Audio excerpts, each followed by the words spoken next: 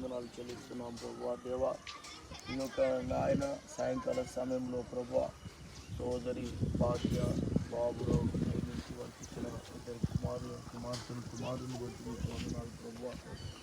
నాయన ఆ యొక్క కుమార్తె వినీతకు ప్రభువా నాయన మీరు ఇచ్చిన గొప్ప బహుమానాన్ని బట్టి మీకు వందనాలు.